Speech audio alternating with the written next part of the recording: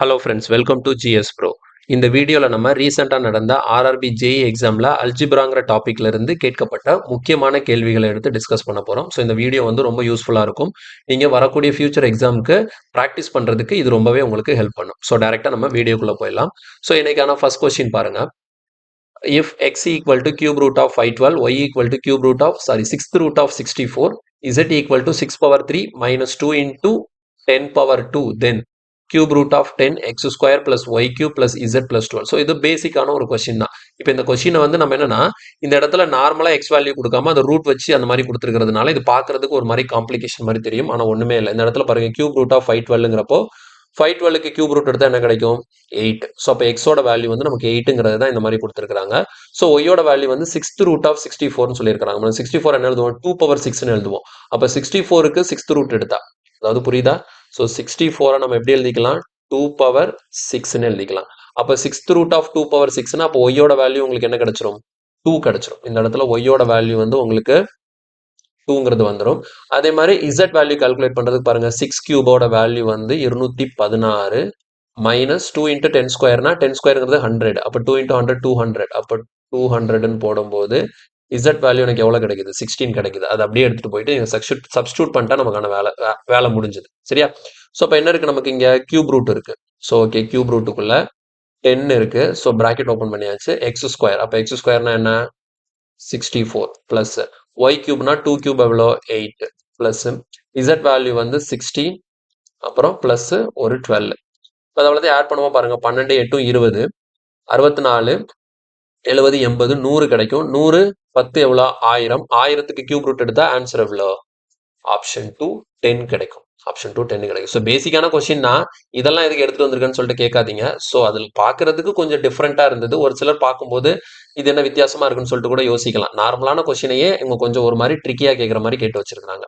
Okay, அடுத்தது இந்த JE எக்ஸாம்ஸ்லேயே எல்லா பேப்பர்லையும் இந்த பேட்டர்ல ஒரு கொஸ்டின் இருந்தது. ஓகேங்களா? So normal linear equation solve பண்ற மாதிரி தான். ஒரு லீனியர் ஈக்குவேஷன்ல வந்து 3 வேரியபிள் வச்சு கொடுத்துருக்காங்க. அந்த மாதிரி 3 ஈக்குவேஷனை கொடுத்து இதை சால்வ் பண்ணி எக்ஸ் வேல்யூ என்ன, ஒய் வேல்யூ என்ன, இசட் வேல்யூ என்னன்னு சொல்லி கொஸ்டின் கேட்டிருக்காங்க. ஸோ இதை நம்ம சால்வ் பண்றதுக்கு 2 வழி இருக்கு. ஒன்று நார்மலா இதை சால்வ் பண்ணி எக்ஸ் தனியா, ஒய் தனியா, இசட் தனியா கண்டுபிடிச்சு ஆன்சர் போடுறது.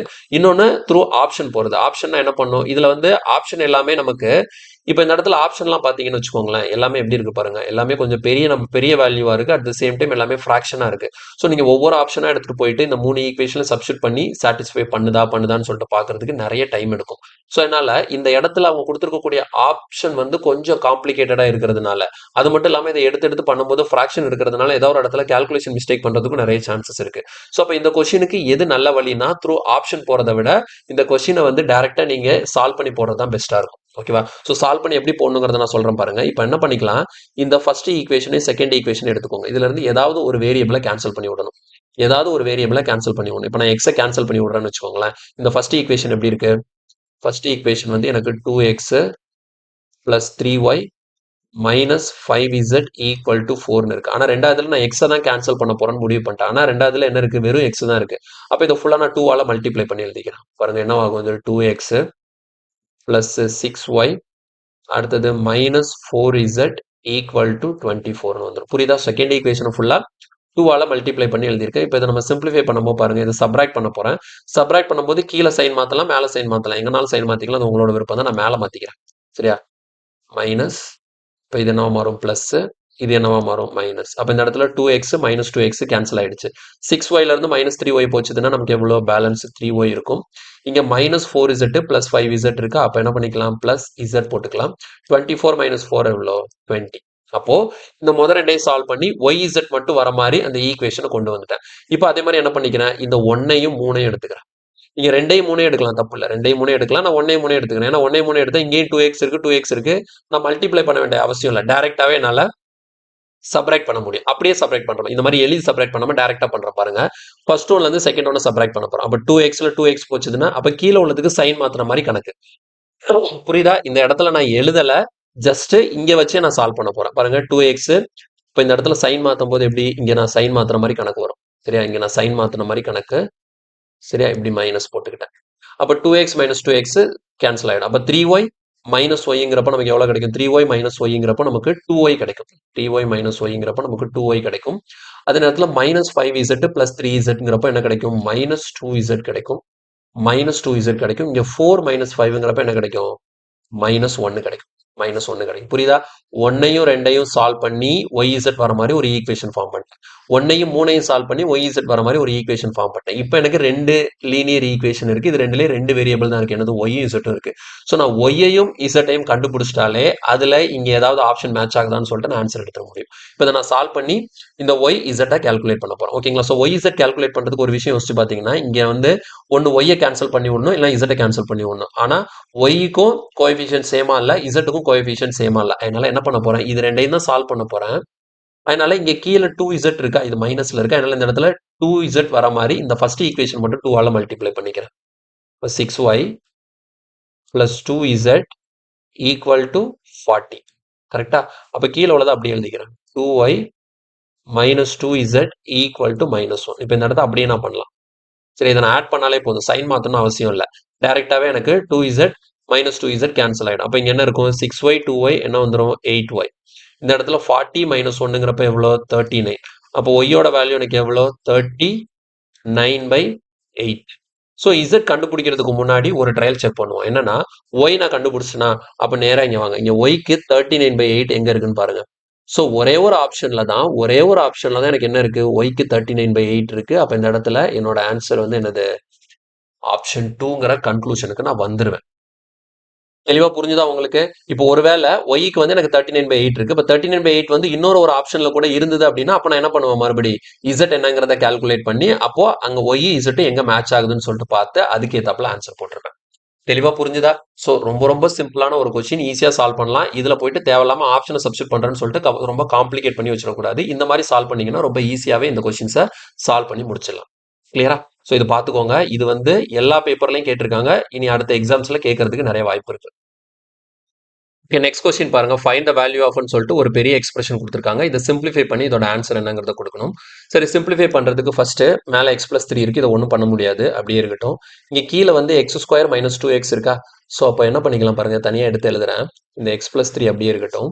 இந்த x² - 2xல இருந்து x நீங்க காமனா வெளியே எடுத்துட்டீங்கன்னா உங்களுக்கு x × x - 2ன்னு வந்துடும். x × x - 2ன்னு எழுதிக்கலாம். ஓகேவா? ஸோ அதே மாதிரி இங்கே மேலே 2x - 1 ஒன்றும் பண்ண முடியாது, அப்படியே இருக்கட்டும்.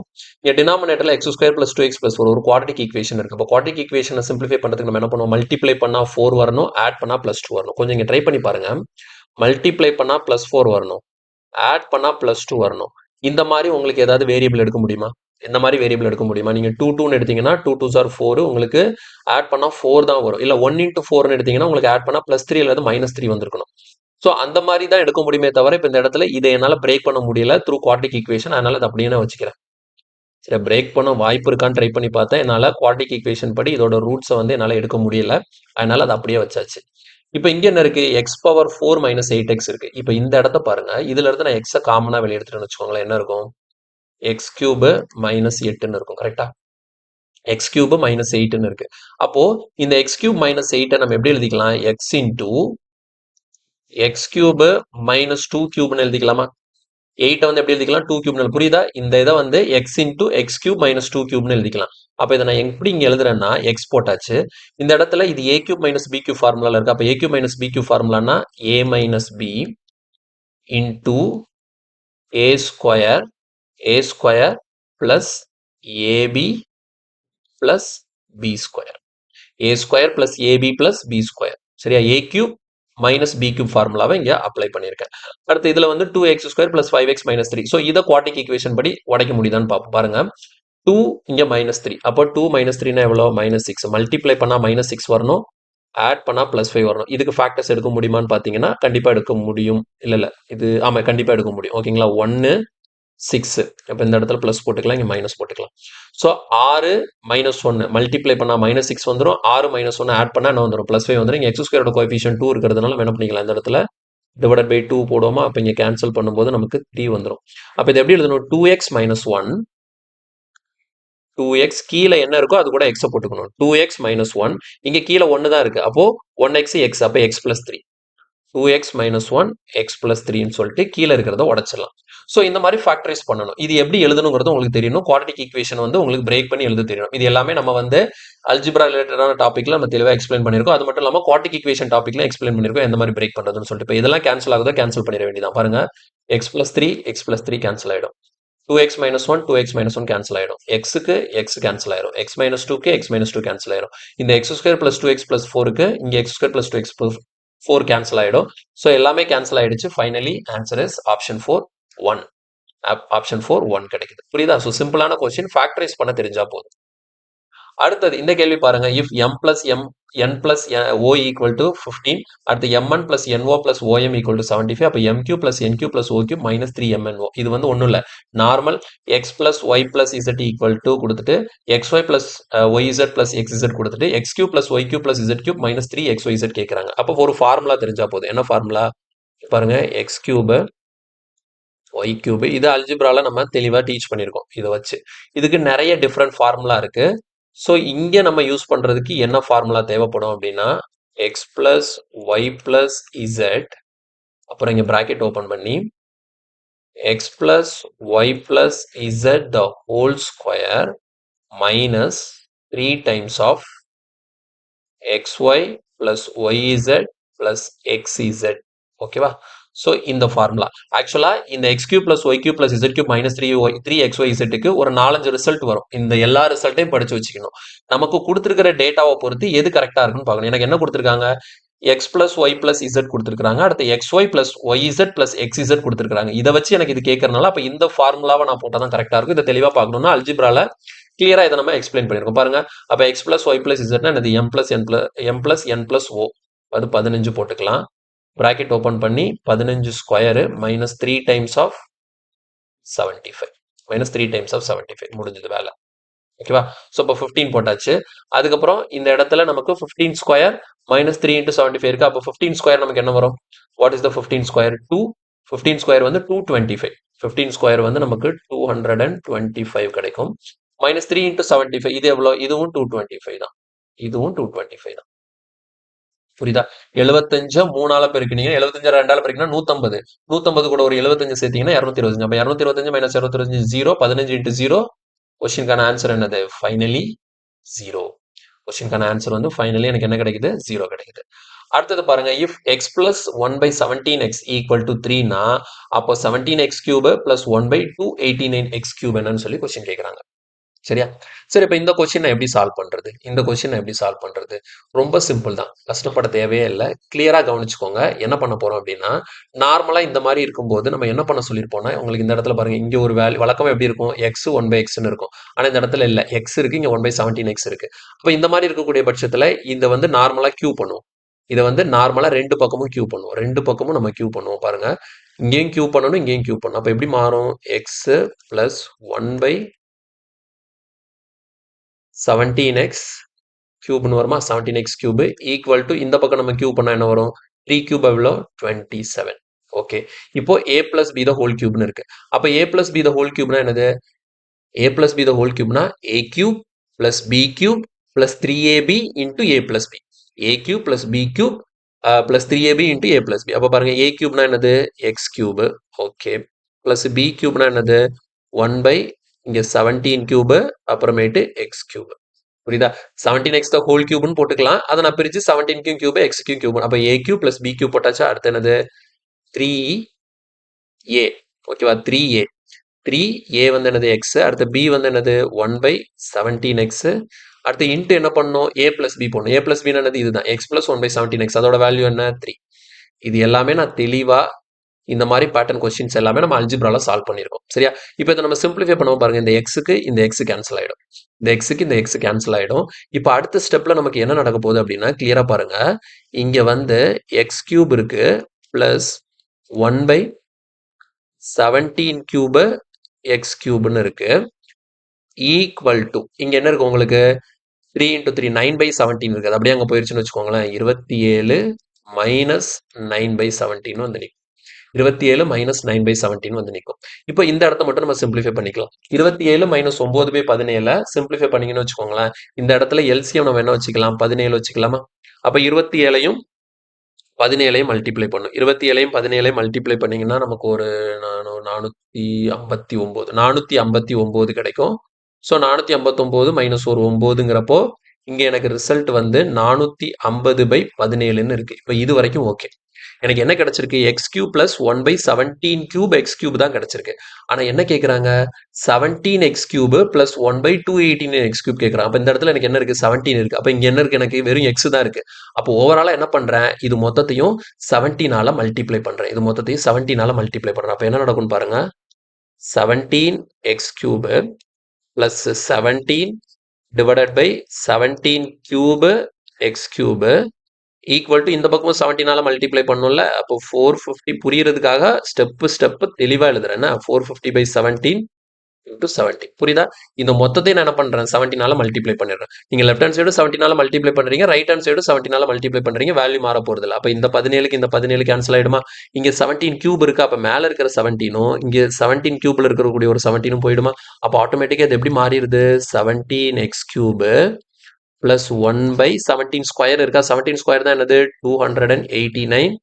அடுத்த எக்ஸ் கியூப் ஈக்குவல் டு எவ்வளோ? 450. இதைத்தான் அவங்க கேட்டிருக்காங்க. ஸோ இதோட வேல்யூ என்ன? 450. ஸோ கொஸ்டின்கான ஆன்சர் ஆப்ஷன் ஏ 1. கிளியரா? ஸோ இந்த மாதிரி கேள்விகள் அல்ஜிப்ரால நான் தெளிவாக எக்ஸ்பிளைன் பண்ணியிருக்கேன். ஓகேங்களா? ஸோ இது மாதிரி ஷார்ட் ட்ரிக்லாம் நீங்கள் படிச்சிங்கன்னு வச்சுக்கோங்களேன். ஷார்ட் ட்ரிக்லாம் படிச்சுட்டு போனீங்கன்னா இந்த மாதிரி கொஸ்டினை பார்த்த உடனே திணறும். இது வந்தால் என்ன பண்ணுறதுன்னு சொல்லிட்டு. ஆனால் ப்ராப்பராக இந்த மாதிரி கான்செப்டை படிச்சிங்கன்னா வேகமாக சால்வ் பண்ணியிருக்கலாம்.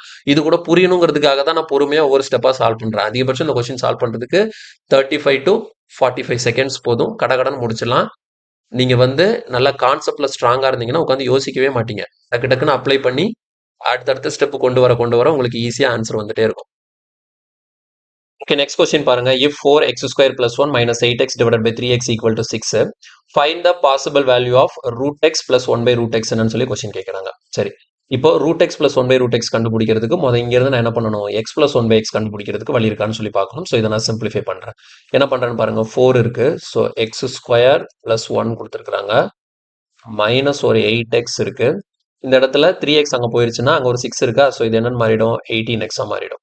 இப்போ அடுத்த ஸ்டெப்பில் 4x² + 1 இந்த இடத்துல -8 அங்கே போச்சுன்னா +8. அப்போ 18 கூட 8 கூட்டினா எவ்வளோ? 26x. 26x. அப்போ அடுத்த ஸ்டெப்பில் x² + 1 இந்த 4 அங்கே போச்சுதுன்னு வச்சுக்கோங்க. இந்த 4 அங்கே போச்சுதுன்னா 26/4ங்கிறப்போ கேன்சல் பண்ணும்போது என்ன வரும்? 13/2xன்னு வரும். இந்த எக்ஸை நான் லெஃப்ட் சைடு கொண்டு வந்துட்டேன்னா அப்போதே நான் சொன்ன மாதிரி தான் x² + 1 அப்போ எக்ஸால் டிவைட் பண்ணும்போது இது எப்படி மாறிடும்னா x plus 1/x equal to 13/2ன்னு வந்து நிற்கும். சரி, இதுதான் நமக்கு தேவை. இதை இவங்க கொடுத்த இந்த கிவன் ஈக்குவேஷன்ல இருந்து இந்த மாதிரி கொண்டு வந்துட்டேன். ஸோ இப்போ எனக்கு தேவை என்னது? √x + 1/√x என்னன்னு வேணும். சரியா? ஸோ இதை சால்வ் பண்றதுக்கு ஃபார்முலா இருக்கு. ஸோ நம்ம ஃபார்முலா போக வேண்டாம். நீங்க ஃபார்முலா வந்து போட்டு டைரக்டா கூட சால்வ் பண்ணிக்கலாம். x + 1/x கொடுத்து √x + 1/√x கண்டுபிடிக்கிறதுக்கு நீங்க ஃபார்முலா படிச்சிருப்பீங்க.